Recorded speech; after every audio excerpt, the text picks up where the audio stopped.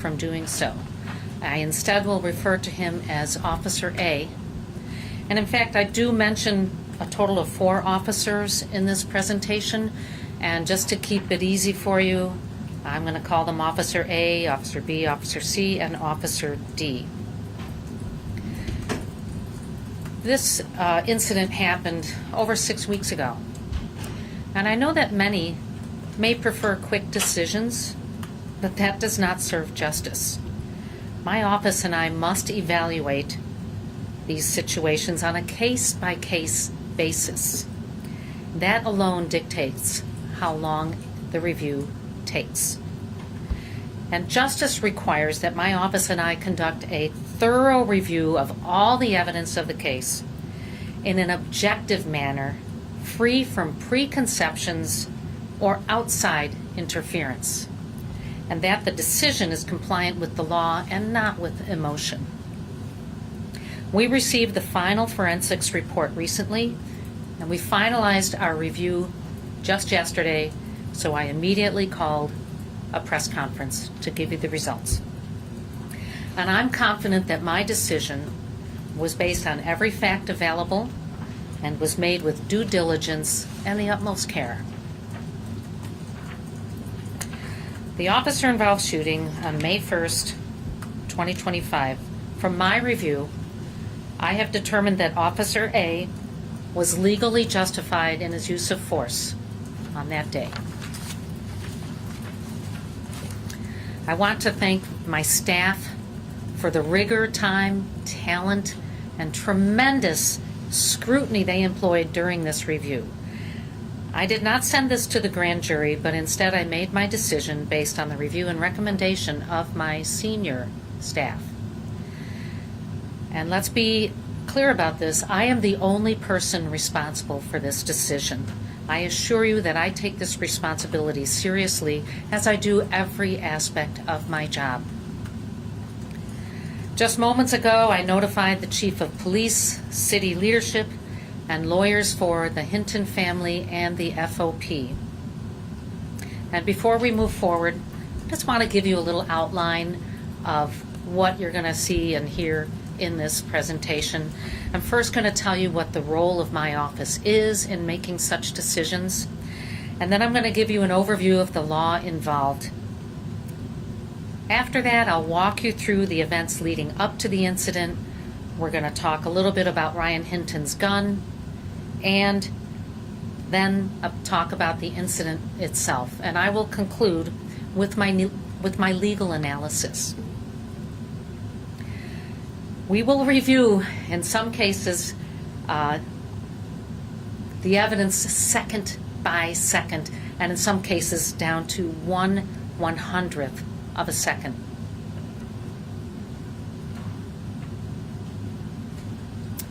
The first step is to understand what the prosecutor's role is in a situation like this.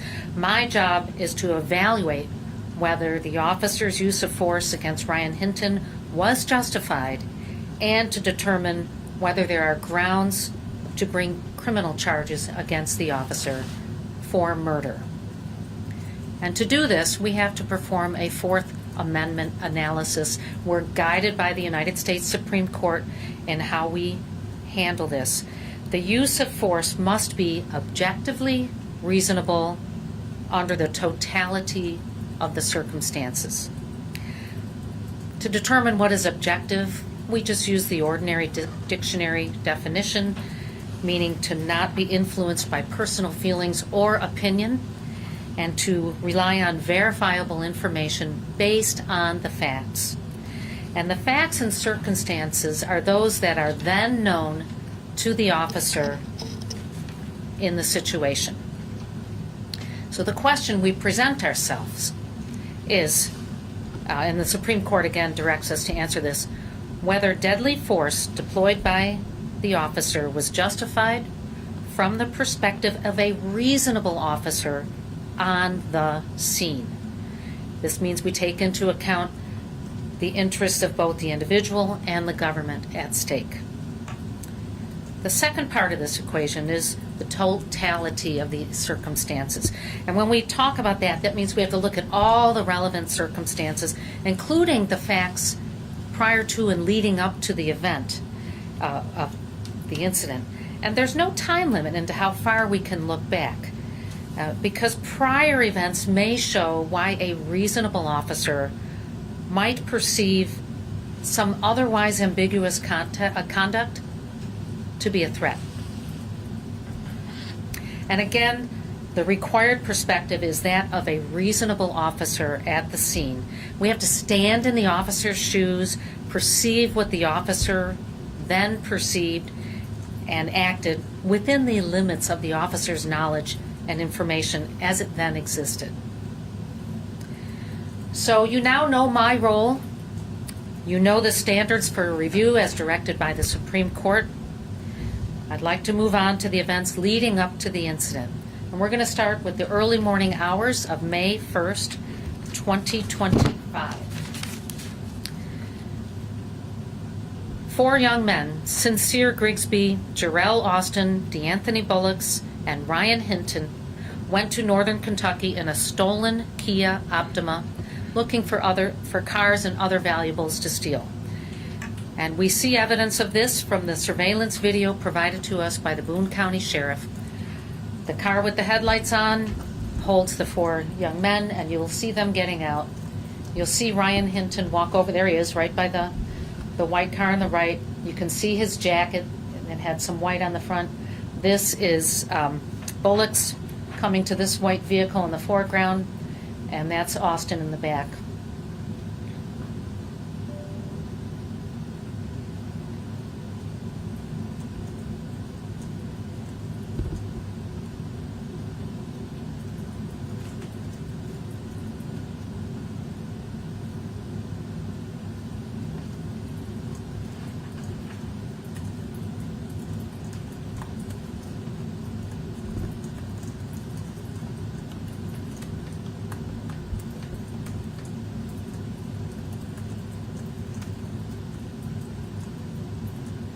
Watch how softly he closes the door. And he's wearing a yellow or white hoodie, sweatshirt. He's got a mask on, but we'll see him in that same outfit later in this presentation. And I think he runs across the street here to find another vehicle and to try to find another one that's unlocked.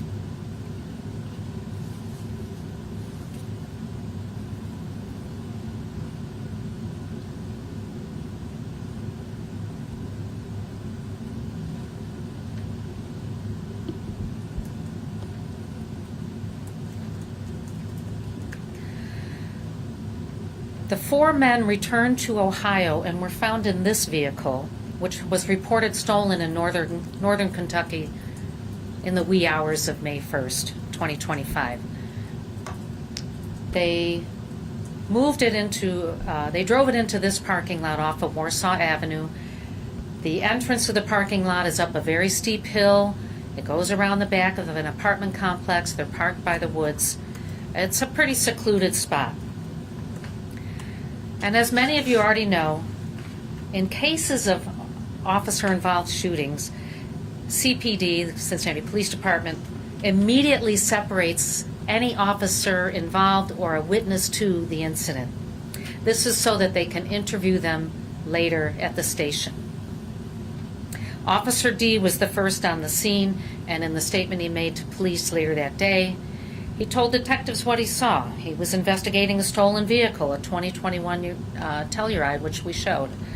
He saw it in the back of the parking lot. He saw at least one person inside.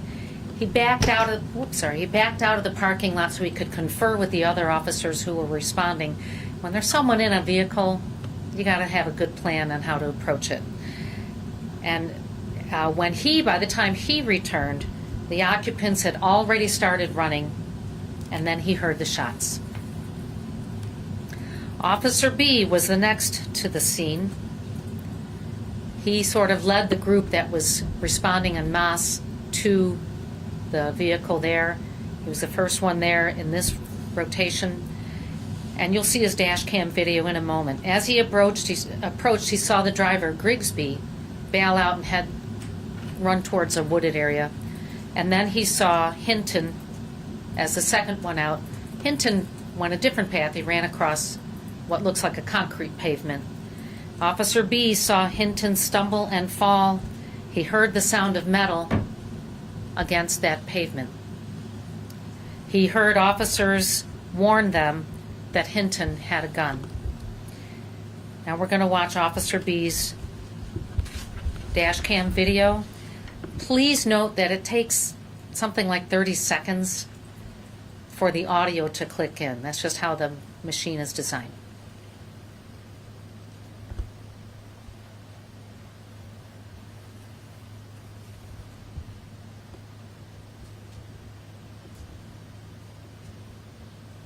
There's a Telluride. He blocks it in. There goes Grigsby. There goes Hinton, running a different direction.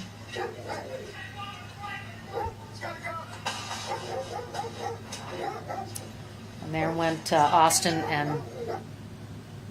and Bullocks.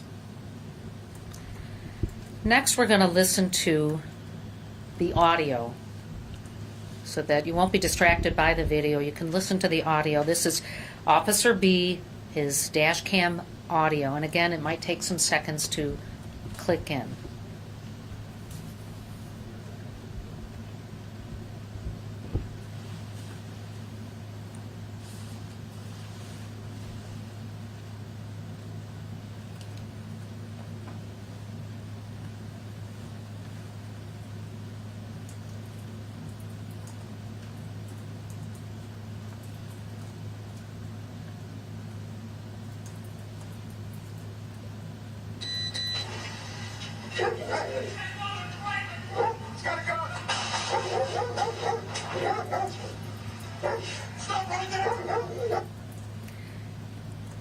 I don't know about you, but I found it very easy to hear the alert, he's got a gun.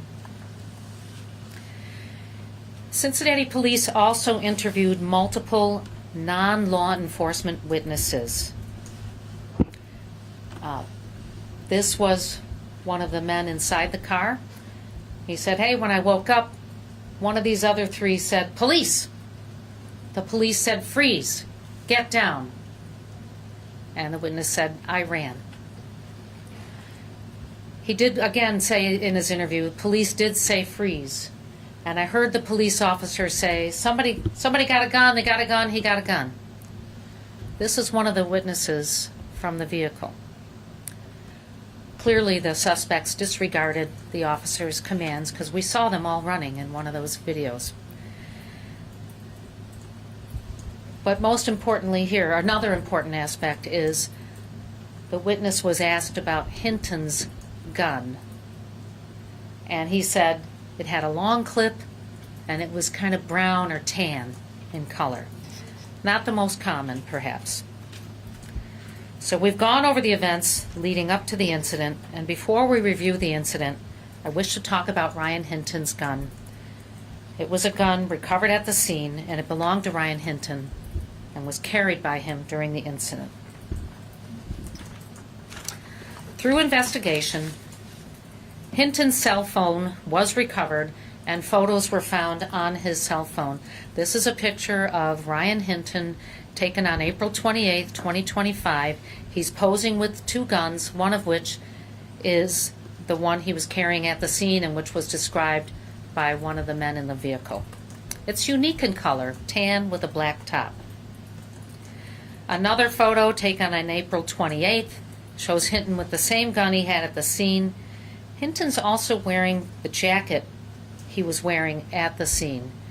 And in that first video from Boone County, there were a couple of frames where you could see the white of the jacket. And this is the gun we found at the scene.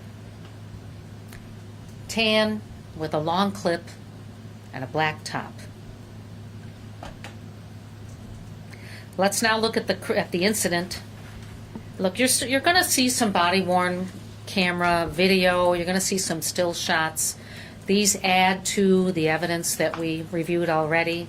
And obviously, body-worn cam and dash cam That's important evidence in any investigation, but it's not the only evidence we look at. We look at officers' statements, we listen to what they say, we look at the objective evidence we can find at the scene.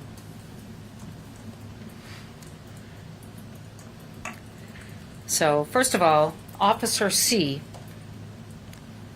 this is from the statement he gave to police after the incident. He responded to the scene because of a report of a stolen vehicle. He approached the stolen vehicle and the occupants began running. We saw them all begin running in the video cam. Officer C saw the gun in Hinton's hand and verbally alerted others that he had a gun. Officer A, this is the officer in question, he again responded because of the report of a stolen vehicle. Joining other officers who were already at the scene, he began by chasing Grigsby towards the wooded area. Officer A reported that he heard the warning about the gun, that he saw Hinton point a gun at him, and he then fired his service weapon. He said, "I thought I better get my gun out and shoot him before he shoots me, and I fired before he could fire on me." Before we get into the visuals, we're going to listen to the audio from Officer A's body-worn camera. Again, it may take a few seconds for the audio portion to begin, but you will hear Officer A gasp and say, "Gun," before firing his weapon.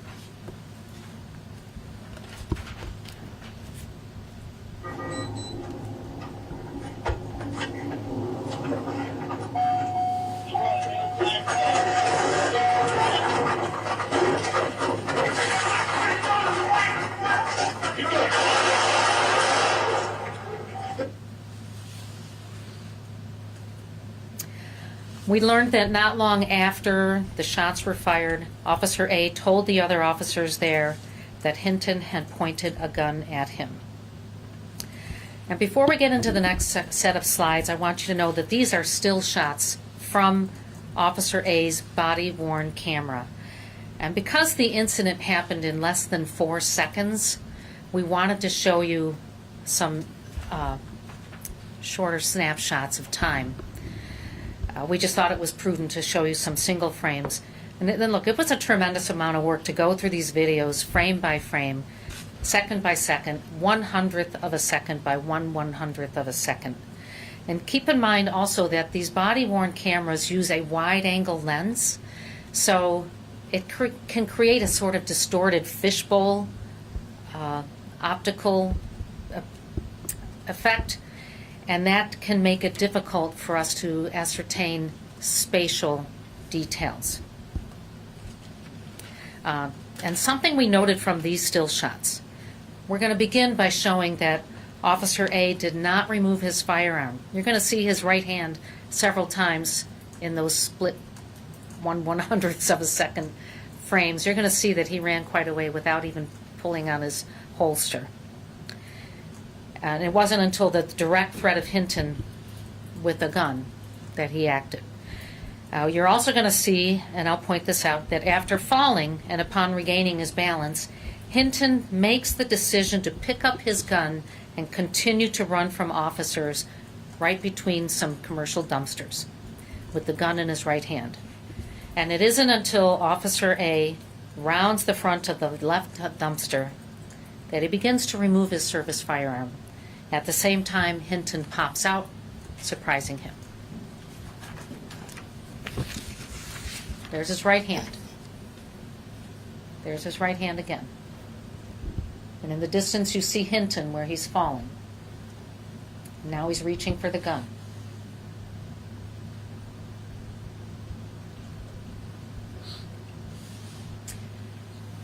The right hand is still empty.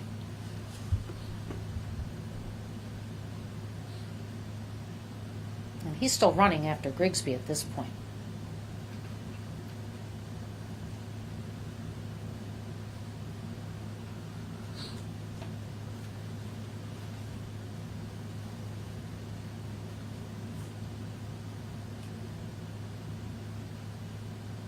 Coming around the dumpster, this is the very first possible time he could have seen Hinton. And that's when he pulls out his gun. Can you stop right there? So he's getting his gun ready. He will eventually have it in two hands. But you can see Hinton coming through. He's still between the dumpsters. But it's at this time, we can't see it because of the weapon in our viewpoint. This is certainly when Officer A knows that there's a weapon involved. Next slide. And this is where we see him running with the gun. You can see he's got that same sweatshirt on that we saw in the picture of him posing with two weapons. And this is the unfortunate moment when the first shot was fired. Based on the position of the body-worn camera, you can see Officer A was directly to the left of Hinton. They were probably 10 feet from each other. The angle of this shot was corroborated from the coroner in her report that Hinton was shot directly from the left side of his chest. And I want to show you a picture of the gun at the scene. Now this is taken with a regular camera, so it's a little bit easier for our eyes to understand it. I'm going to point to a couple of things on the frame.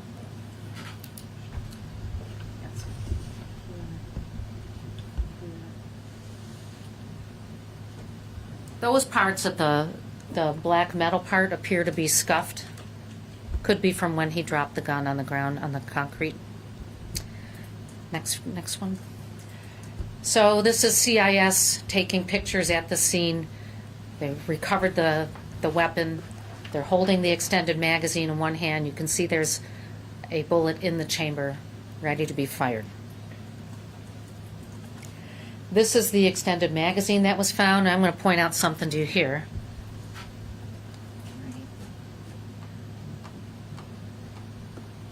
Each of those holes you see are numbered so that you can easily ascertain how many bullets are in and how many you have left. This clip holds 22 bullets. And recovered at the scene, including the bullet in the chamber, were 23 bullets.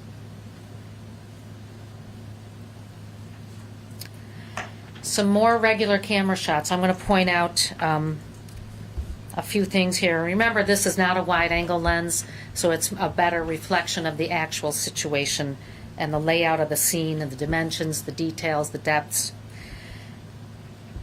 First of all, you can see two police vehicles. You can see at least two dumpsters. There's at least one more behind one of the left one. And these are just regular commercial dumpsters. They're probably the width of this doorway, sitting next to each other. And let me point out three things.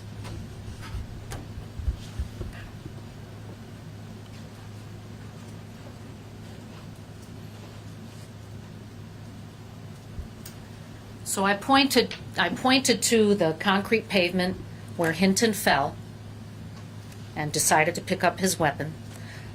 The space between the dumpsters through which he ran, and a tree that's right behind the dumpster that's on our right. You can see that this is not a huge space. We can see the tree right here. We're going to get a better angle in a minute. But the tree is kind of in the middle of what's now the left-hand dumpster to our view. Hinton ran on the other side of it. And here, another view from in front of the other dumpster. I'm going to point out three things to you again.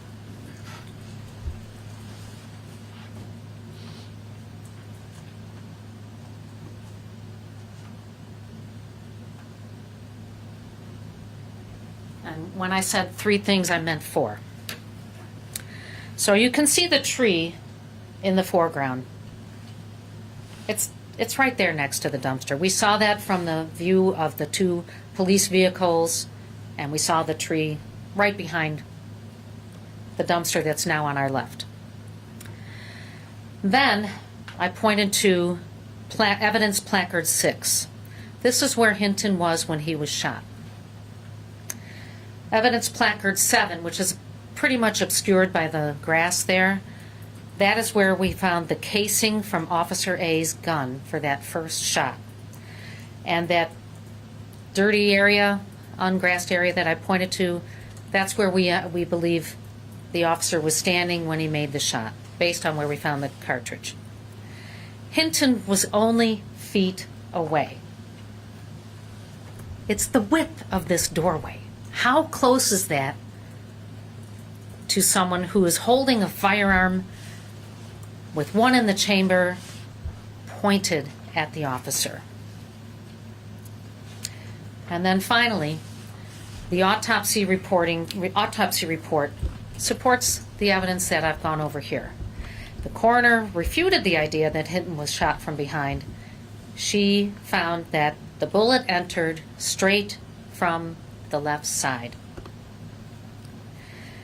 So we've gone through our role, the legal requirements of this analysis, the events leading up to the incident. We looked at the gun and why we know it belonged to Ryan. We looked at the incident itself. Now we're going to go into the analysis. And the analysis is where we apply the law to the facts of the case. And again, I mentioned this before, the required perspective is that of a reasonable officer on the scene. And again, we have to stand in the officer's shoes and look through what we think were the officer's eyes and perspective and what was within the limits of the officer's knowledge. Again, we have to be objectively reasonable, and we listed out some of these. Severity of the crime, warnings of officers ignored. Was there a chase involved? Was a suspect armed? Was there an immediate threat of safety?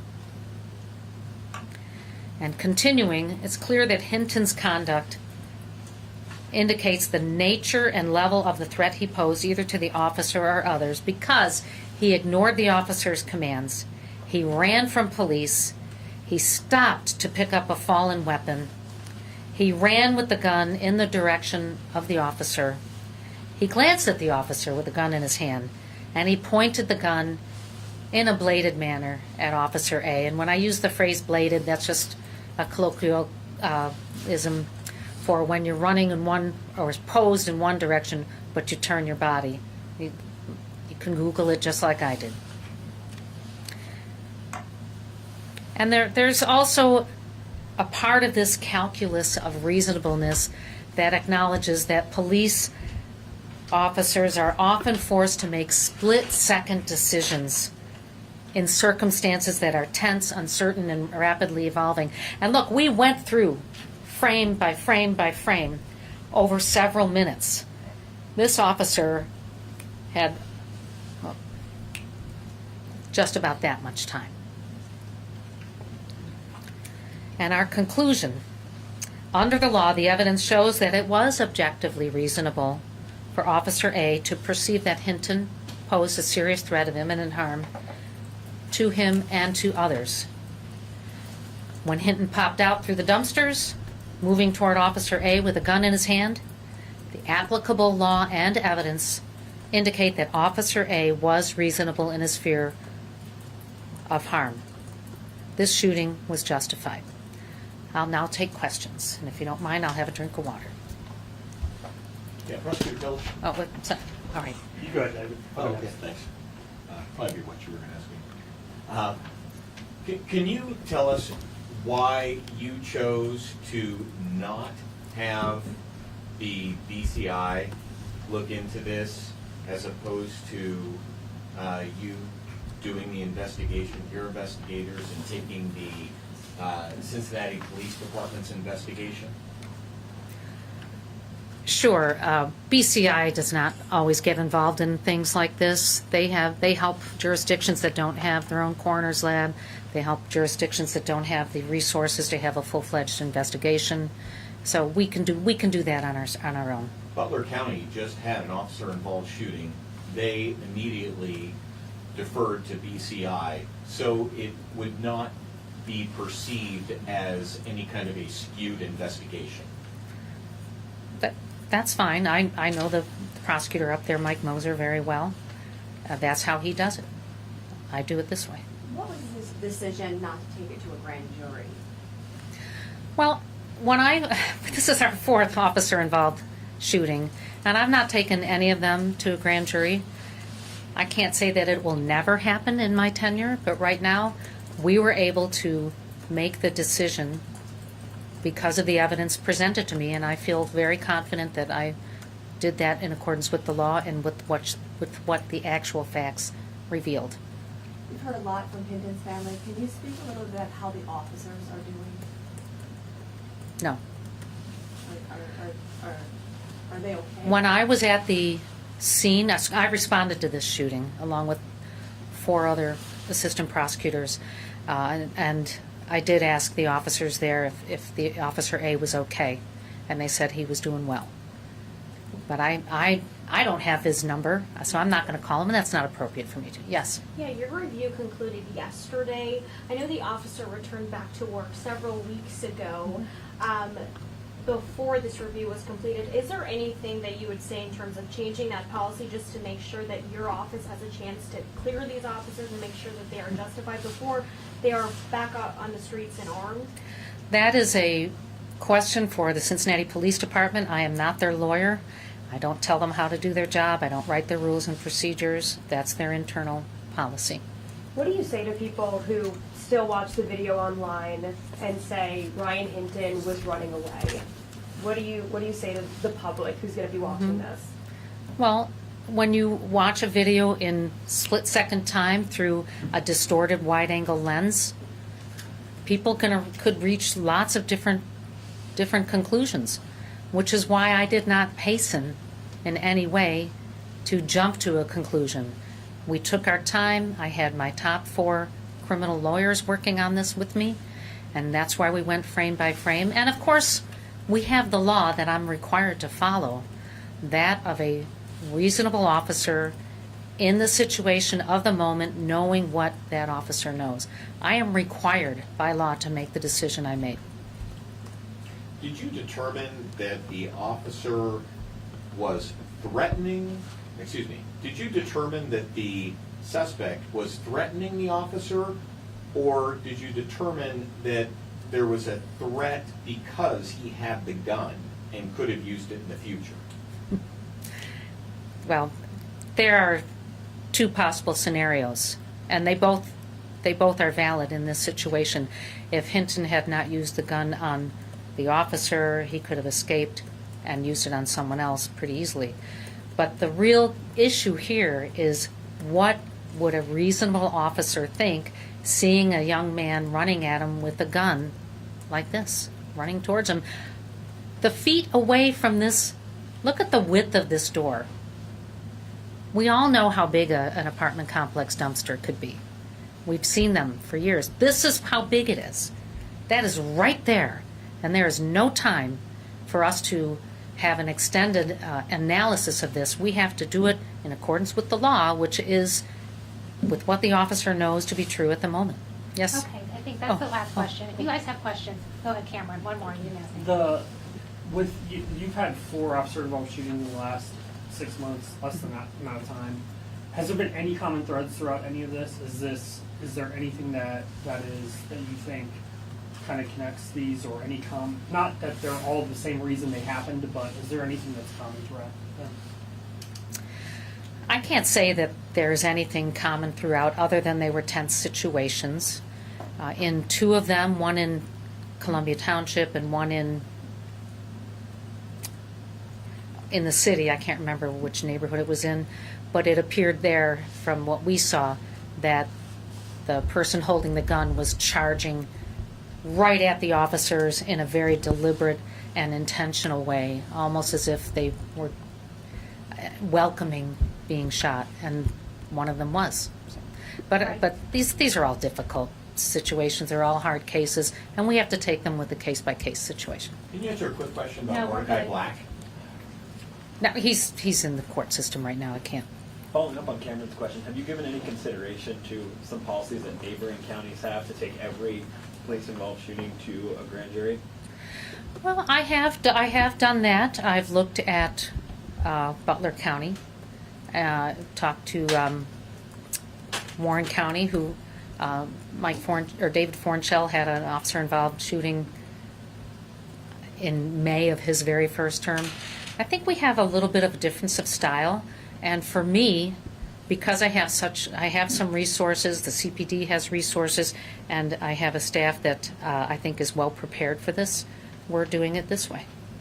Okay, thank you. Thanks If you have so any much, questions, everyone. Let us know. Thank you. Thanks, Phil. You're welcome.